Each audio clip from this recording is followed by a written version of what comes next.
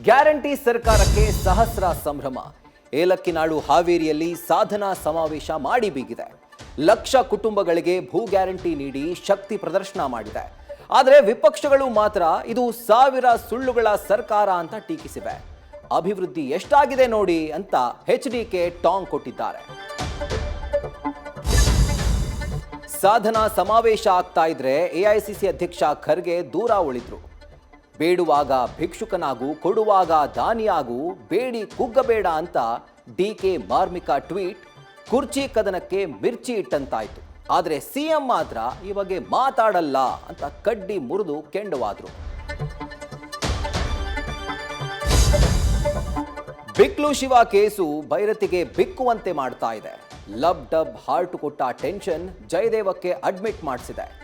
Angiogram test murder ಕೇಸ್ಗೆ ತಾತ್ಕಾಲಿಕ blockages ಮಾಡ್ತಾ ಇದೆ. ನಾಳೆ ಜಡ್ಜ್ ಎದುರು ಹಾಜರುಪಡಿಸುವ ಸಾಧ್ಯತೆ ಇದೆ. ಮತ್ತಷ್ಟು ದಿನ ಕಸ್ಟಡಿಗೆ ಕೇಳಲು ಸಿಐಡಿ ಸಿದ್ಧತೆ ಮಾಡಿಕೊಂಡಿದೆ. ಚಿಕನ್ ನೆಕ್ ಬೆದರಿಕೆಗೆ ಭಾರತ ದಿಟ್ಟ ಉತ್ತರ ಕೊಟ್ಟಿದೆ. ದೇಶದ ದೇವಮೂಲೆ ಈಶಾನ್ಯದ ತುತ್ತ ತುದಿ ದಿಬ್ರುಗಢದಲ್ಲಿ ಸೇನಾ ಶಕ್ತಿ ಪ್ರದರ್ಶನ ಆಗಿದೆ. ಯುದ್ಧ ತುರ್ತು ಪರಿಸ್ಥಿತಿಯಲ್ಲಿ ವಿಮಾನ ಲ್ಯಾಂಡ್ಗೆ ಹೆದ್ದಾರಿಯೇ ರನ್ವೇ ಆಗಿತ್ತು.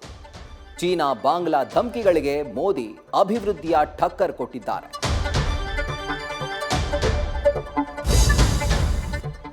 ಇಂಡೋ-ಪಾಕ್ ಟಿ20 ವಿಶ್ವಕಪ್ ಫೈಟ್ಗೆ ಕೌಂಟ್ ಡೌನ್ ಶುರುವಾಗಿದೆ. ಬದ್ಧ ವೈರಿಗಳ ಕಾದಾಟಕ್ಕೆ ಕೊಲಂಬೋದಲ್ಲಿ ಕದನದ ಫೀವರ್ ಆರಂಭವಾಗಿದೆ. ಪಾಕ್ಗೆ ಸೇಡಿನ ಸಮರವಾದರೆ ಭಾರತಕ್ಕೆ ಪ್ರತಿಷ್ಠೆಯ ಯುದ್ಧ. ಟೀಂ ಇಂಡಿಯಾ ಗೆಲುವಿಗೆ ದೇಶದಾದ್ಯಂತ ಅಭಿಮಾನಿಗಳ ಪ್ರಾರ್ಥನೆಯ ಬಲ ಸಿಗ್ತಾ ಇದೆ. ನ್ಯೂಸ್ ಫಸ್ಟ್ ನಿರ್ಭೀತಿಯಿಂದ ನಿಮ್ಮ ಪರವಾಗಿ.